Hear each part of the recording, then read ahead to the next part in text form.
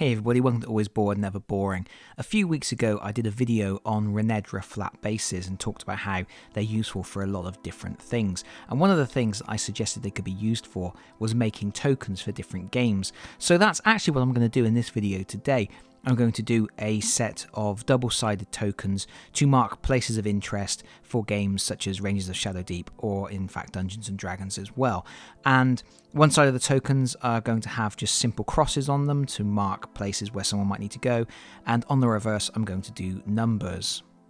So the first thing I've done here is I've got 16 of the Renedra bases and I've snipped them all out of the frames and I've paired them up, because what I'm going to do here is I'm going to stick two of the bases together for each of the tokens. That's going to make them thicker and easier to manipulate on the table and make them stand out a little bit more.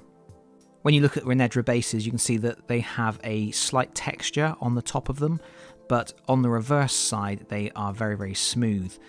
So when I glue them together, I need to make sure that I put the two flat sides together. And for this, you could use super glue, but I'm going to use plastic glue. So I'm just going to apply a small amount of plastic glue to one of the bases. And then I will sandwich them together. When I do that, I'm making sure that the little nubs from where they have been snipped out of the sprues line up together. And that will just make it a little bit easier to file those nubs down. And of course we need to make sure that the two bases line up with no overlap, so we get a good clean surface all around the edge. With all of them paired up, we have 8 tokens, and when the glue is completely dry, I'm just going to take a file, a model file, and I'm just going to take off that nub. And I'm going to very lightly file all the way around the edge of the base just to take out any of the ridge that might be showing from where the two bases have been glued together. I'm not being too fussy about this because I'm not that worried about it, but you could be very careful with this and get a really nice smooth finish all the way around.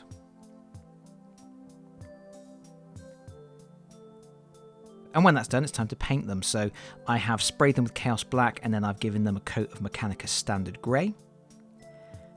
And then I'm switching to Abaddon Black and I'm thinning this down quite a lot, so it will need 2 coats.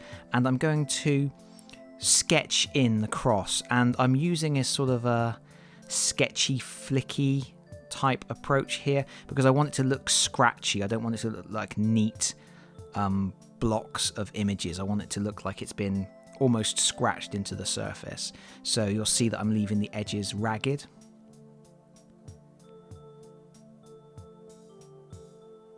So for this first side we're doing a cross, and you want this black to be quite wide because we're going to put other colours inside it.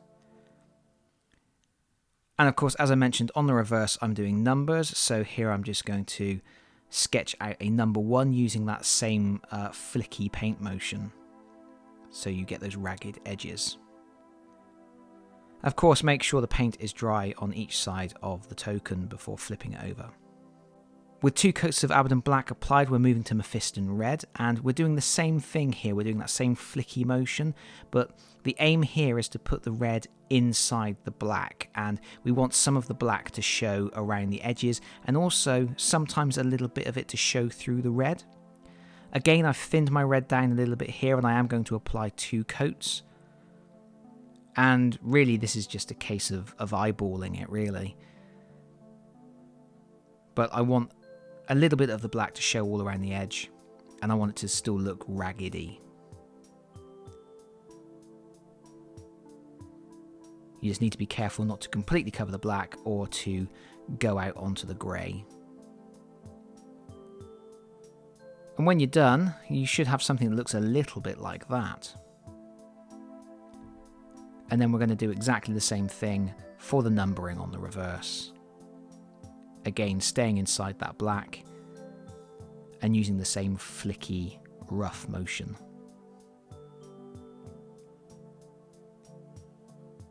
And then I'm going to switch to Evil Sun Scarlet, and I'm going to do exactly the same thing again. 2 coats thinned down, this time keeping inside of the Mephiston Red. So building up brightness of the colour, and it will sort of gradually bleed out to the darker Mephiston Red and then to the black. And this final Evil Sun's coat will just make the icons pop a little bit more when they're on the table, make them a little bit easier to see, and just makes them look a little bit nicer and brighter. And of course, here I am doing the 1 on the reverse, and that finishes it. There we go. Those are the 8 tokens, showing a mixture of the numbers on one side and the crosses on the reverse. And I'm relatively happy with how those have turned out. They are pretty standard basic tokens, but they will get a lot of use in a lot of different games. And hopefully somebody has found this video interesting. Thank you so much for watching. If you have liked the video, please consider pressing the like button. If you have really liked the video, please consider subscribing if you don't already do so. And hopefully I will see you all again very soon. Bye bye everyone. Bye bye.